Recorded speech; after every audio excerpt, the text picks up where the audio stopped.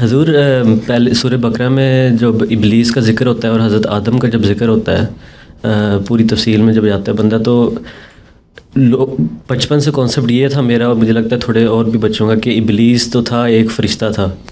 ठीक है, तो मेरा ये था कि फ़रिश्तों को, तो फ़रिश्ता था तो इनकार क्यों किया? हाँ जी हजूर, तो इबलीस क्या चीज़ है फिर अगर फ़रिश्ता नहीं था? इबलीस फ़रिश्ता नहीं था, और जन्नत भी कोई हवा में चीज़ नहीं थी। ये दुनिया ही जन्नत थी, ये दुनिया ही थी। अल्लाह ताला ने ये बताया आदम को पहला पैदा तो नहीं हुआ था, आदम 6000 साल से।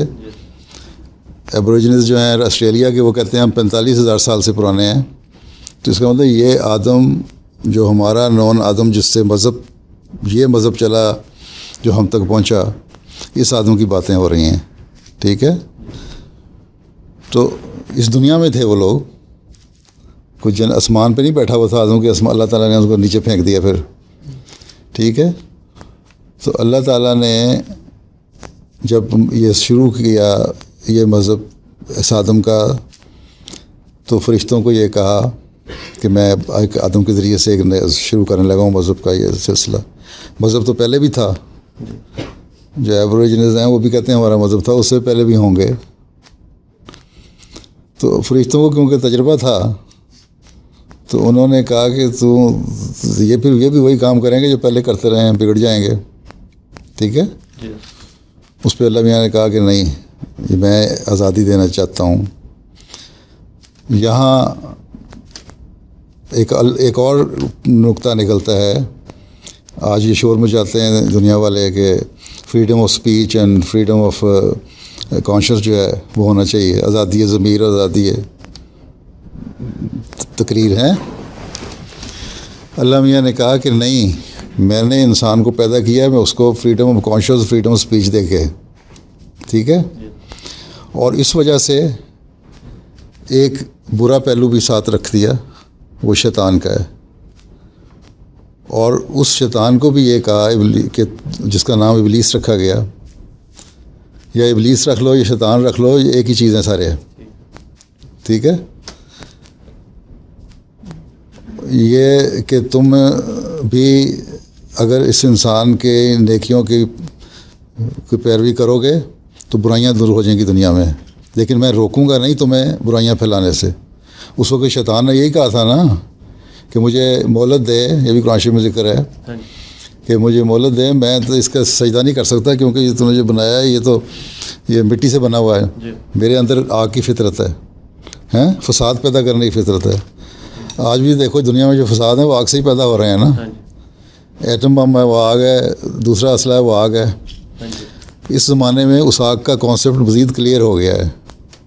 ठीक है, तो मैं इसको सजदा नहीं कर सकता, इसकी बात नहीं मान सकता। मैंने कहा ठीक है, नहीं मान सकते तो फिर जो तुम्हें फॉलो करने वाले लोग होंगे वो जहन्नम में जाएंगे, क्योंकि मैंने आज़ादी ज़मीर भी दे दी है, आज़ादी स्पीच भी दे दी है। ठीक है, और जो मेरी बातों को फॉलो करेंगे, जो फ़रिश्तों की तालीम मेरे ज़रिए से पहुँचेगी उसको फॉलो करेंगे, मेरी तालीम फ़रिश्तों के ज़रिए से पहुँचेगी उसको फॉलो करेंगे, वो जन्नत में जाने वाले होंगे। ठीक है, तो ये खुलासा है इस कॉन्सेप्ट का कि शैतान क्या है, इबलीस क्या है और आदम क्या है। ठीक है, कोई दो जिस्म नहीं खड़े थे वहाँ आसमान पे टंगे हुए थे कि एक जिस्म शैतान का खड़ा था और एक आदम का खड़ा था, जिसका नाम नयाब है या तल्लत है या कोई शो है नहीं। समझ आई? हाँ जी, क्लियर हो गया ना जी। तो ये दो चीज़ें हैं।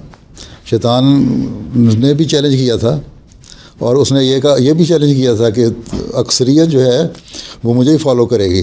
ठीक, तो अल्लाह ताला ने ये नहीं कहा था कि तुम्हें अक्सरियत फॉलो नहीं करेगी, अक्सरियत मेरे नेकियों को फॉलो करेगी।